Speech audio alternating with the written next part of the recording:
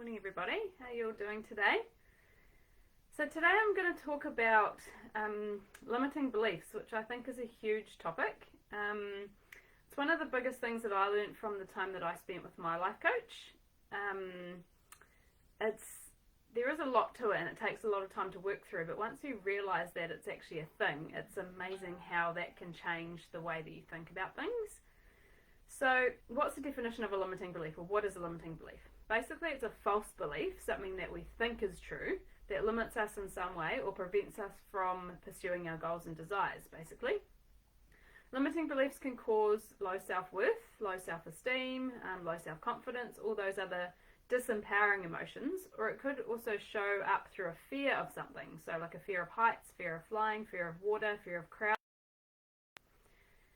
So a limiting belief can have a number of negative effects on you.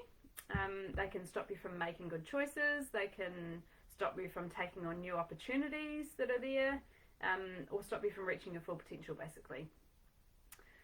Ultimately, limiting beliefs can keep you being stuck in a negative mindset and hinder you from living the life that you truly desire. There's a good quote from Tony Robbins that I like that sums it up, and this is, "The only thing that's keeping you from getting what you want is the story you keep telling yourself." So it's like a little, the Susan Jeffers book that I read, Feel the Fear and Do It Anyway, she refers to it as the chatterbox inside your head, so the sort of negative part of your mind that's sort of there saying, stopping you from doing things basically in the side, making you sort of second guess doing things.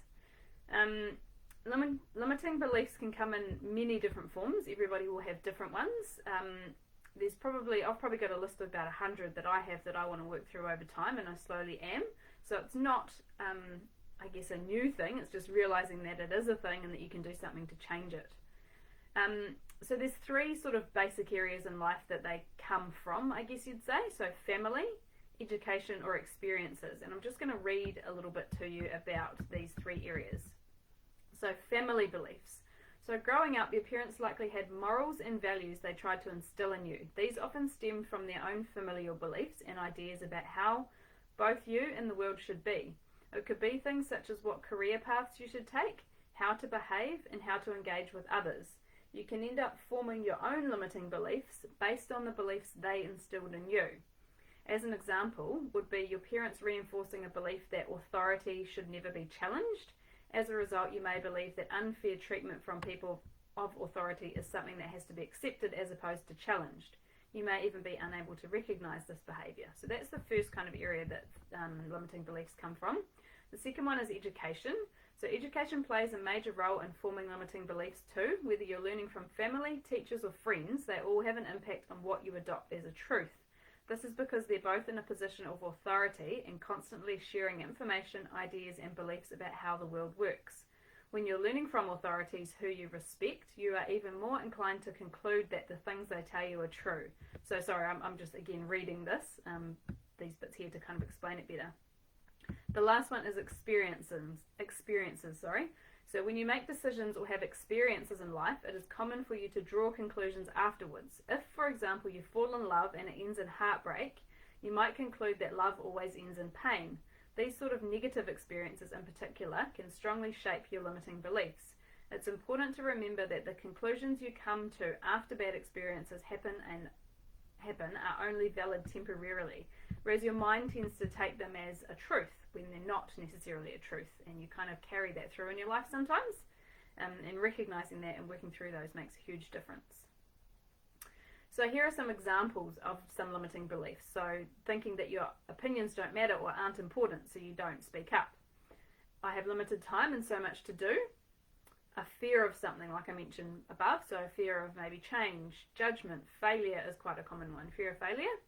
Guilt is a huge one, so not doing what I should do. So that's like others' expectations of what you think other people think of you or think you should be doing, which may not even be true, but you could think that they are. I've got a really good podcast that I listen to quite frequently actually on, it's a Rob Dial one. Can't remember exactly what it's called, but I'll dig the name out and I'll share it with you. If anyone wants that one, let me know. Could be too caught up in the what ifs instead of what is. So living in worry instead of living in the present is another common limiting belief. what have I done wrong? So if someone's having a bad day, for example, and they're taking it out on you, it may not necessarily be something you've done, it's just the fact that they're having a bad day, but you take that on board yourself and think it might have been something you've done. Another one would be someone that's offering you suggestions about things feels like they might be attacking you when they're actually trying to help. I need to know how this will play out before I make a start. So again, taking the first step is all that you need to do, and things will kind of work out and work themselves out.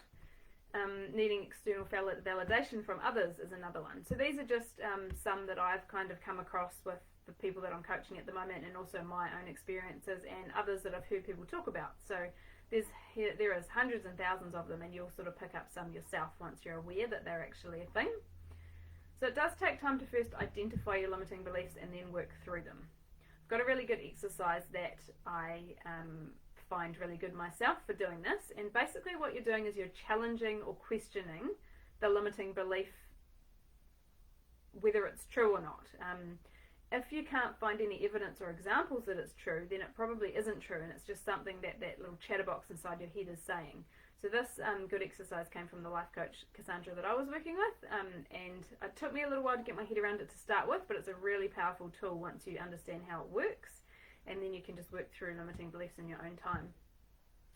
Once you realize that it's there and you've come to figure out what a limiting belief might be for you, then you can actually, by doing that exercise and working through it, you can actually amend this belief to what is actually true by constantly repeating to yourself the new truth. So you figure out the limiting belief, what it is, then you question it and if you can't find any evidence or example that's not true, then it probably isn't. So then you can amend that belief to what is actually true about the situation, and just sort of use repetition. One way to do this is by positive affirmations as well. So basically, once you're aware that you're thinking this, and then realize that it is a redundant belief, so that might be a family one where years ago it might have been a thing but it's not now, or in your particular family as well. So once you actually realize that it's redundant, it's not valid anymore, it may have been at one point, then you can start to catch yourself out when this limiting belief comes up, now that you know that it's not a current belief. And sort of, use your positive affirmations to stop that thought, I guess, in its tracks. It does take some time to get your head around this concept. It can be pretty heavy, and there'll be a lot of things that might come up that are difficult to work through, but it's really a really powerful tool once you know that limiting beliefs are actually a thing and how you can sort of change your thinking around those. The more that you work through these things in your head, you can actually let go of some of these things that you may have been carrying around with you for quite a long time, and then you become a lot freer in your thinking. So that's my wisdom for today. Thank you for listening, and have a nice long weekend, Waitangi weekend, and we'll see you all next week. Thanks, bye.